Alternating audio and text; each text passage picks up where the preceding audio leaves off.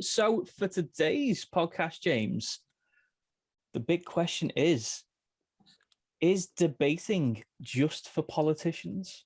Debating. Well, I mean, there's a very clear answer to that question, Daniel, which is no. Of course not. Absolutely not. Well, why not? Like, why isn't it just in these very formal political or academic contexts? Why is it important for everybody?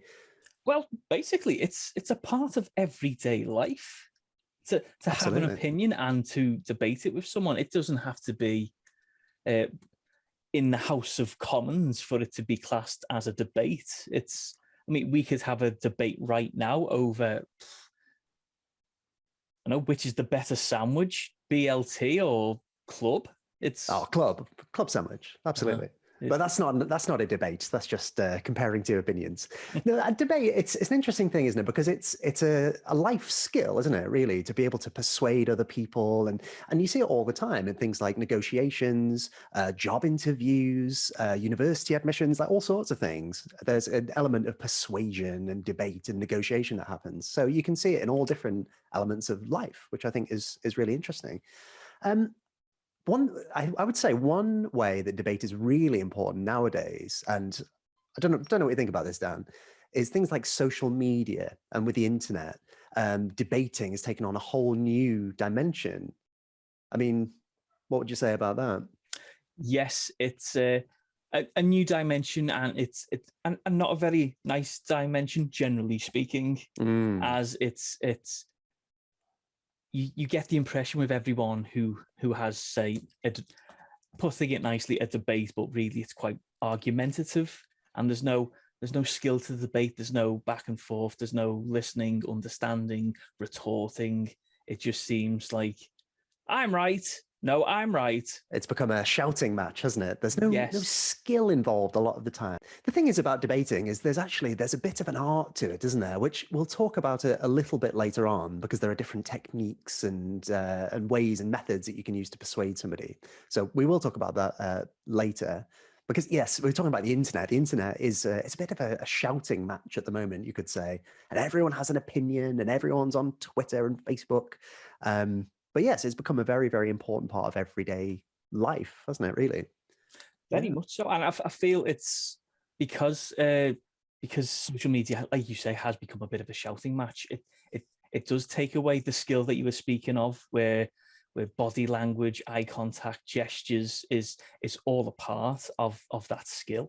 Absolutely, yeah. So on that question then, well, how do you persuade someone then? What are some of these techniques involved then? I mean, one that does spring to mind immediately is maybe something like devil's advocate. Yes. So James, for anyone listening, how would you explain devil's advocate? Devil's advocate. Okay, let's take an example. In fact, this is a conversation we've had in the past. For example, are cats or dogs better? So you might think that dogs are better, and I might think that dogs are better, but I say, oh, no, cats are better. So it's not something that I necessarily believe in, but I take an opposing view just to argue the point.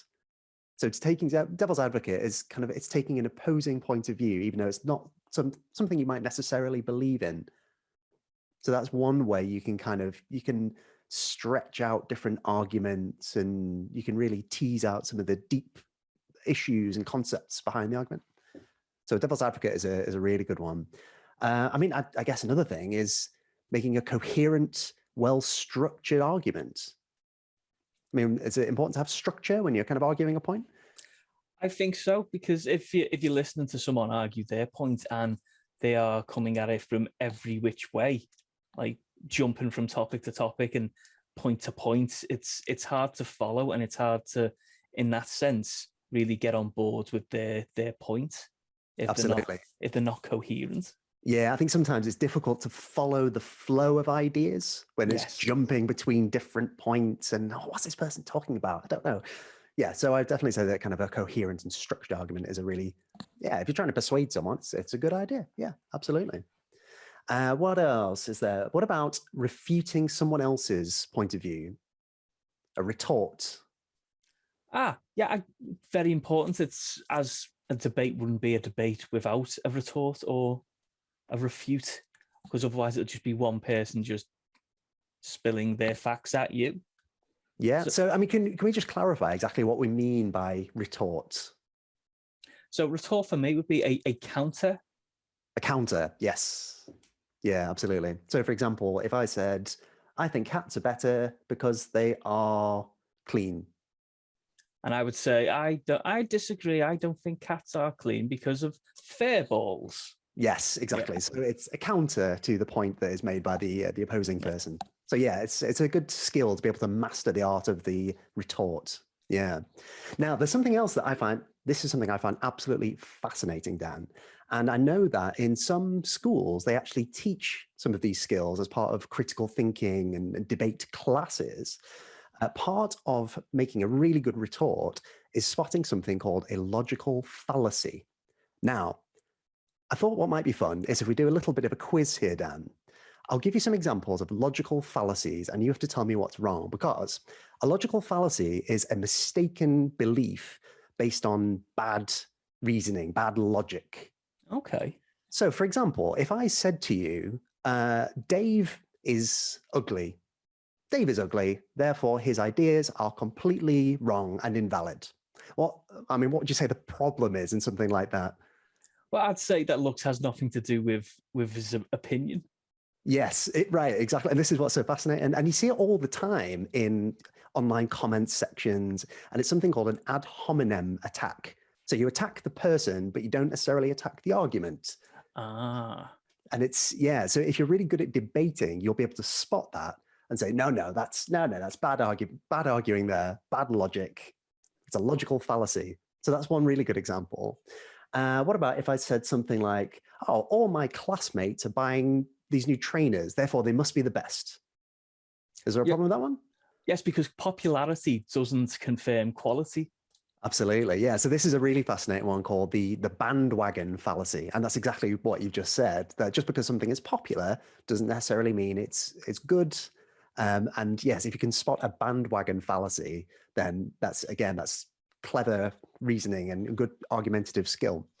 Now, you might have heard this one. This is used by scientists quite a lot. And what they will say is correlation does not imply causation. And here's an example. Right when I sneezed, the power went off. So therefore, my sneezing must have caused the power to go off.